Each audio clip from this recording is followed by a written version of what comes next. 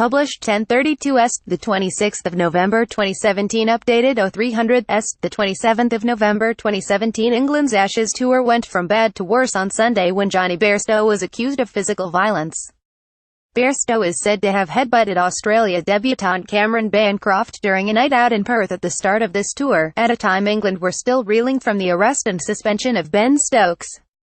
But England, on the brink of a crushing first test defeat going into today's final day in Brisbane, were adamant that wicketkeeper Bairstow had done little wrong and that the accusations had been exaggerated. England's Jonny Bairstow, pictured, has been accused of headbutting Cameron Bancroft. The latest explosive development came to light at the end of the fourth day of the first test, after Bairstow had been sledged aggressively by Australia, in particular David Warner and Peter Handscomb, when he batted at the Gabba. The comments might have contributed towards a careless stroke from Bairstow, one of England's best batsmen, as they crashed to near defeat.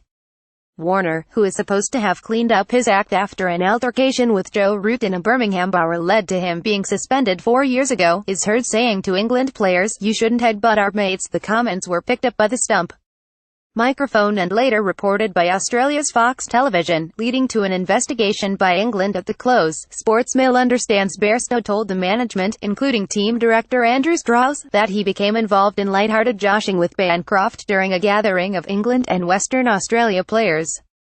It seems certain that there was physical contact between the pair, but sources close to Bairstow said there was no aggression involved and that Bancroft took no offence at what took place.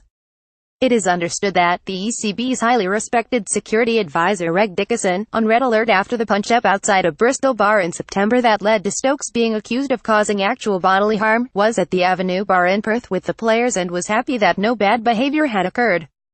Andrew Strauss, England's director of cricket, confirmed this morning that England are adamant Bairstow has not done anything wrong when he said it was playfulness, no malice blown out of all proportion. There will be a debrief of players and staff after the test, but former England captain Michael Vaughan said on BT Sport, "We need to know the facts. This is a big issue for the team. Go back 2 months with the Ben Stokes incident and Jonny Bairstow was fined by the ECB around that incident for being out too late. I believe that 24 hours before England came to Australia, the players went through their own code of conduct.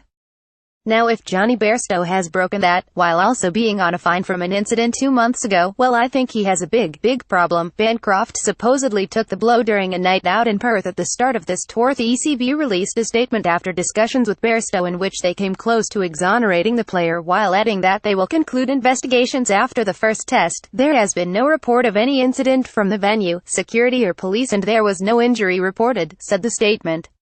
Following an initial conversation with Jonny Bairstow, we understand the context and will follow up with England players and management after the Brisbane test. The incident happened on the first night of England's week-long stay in Perth at the start of the tour, which culminated in a drawn match against a Western Australian 11. Bancroft, who did not play in the two-day game, was at that stage just a fringe contender for Australia and joined some of his state teammates along with a large number of England players at the Avenue. A team insider who was at the club told Sportsmail, "Jonny and Cameron were drinking together and Jonny bought him a drink. When he handed it to him, their heads touched and they carried on drinking together. It's all hype." Bairstow left and Bancroft right are said to have touched heads, but there was no malice. Another source said, "Jonny is a rugby man and part of their culture is to bump heads if someone buys them a drink. Very odd, I know, but nothing malicious at all. They carried on drinking with each other," and a cricketer not involved in the England setup, but who is in Australia playing this winter, added, "I was there that night. There was no aggression. The suggestion of a headbutt is completely, but what will concern England is that the incident, seized upon by the Australian media, will lead to more accusations of a drinking culture within the team." Bairstow was indeed fined by the ECB in the fallout of the Stokes affair, along with Liam Plunkett and Jake Ball, for being out late, but doing nothing wrong, on the same night that Stokes was involved in a serious altercation.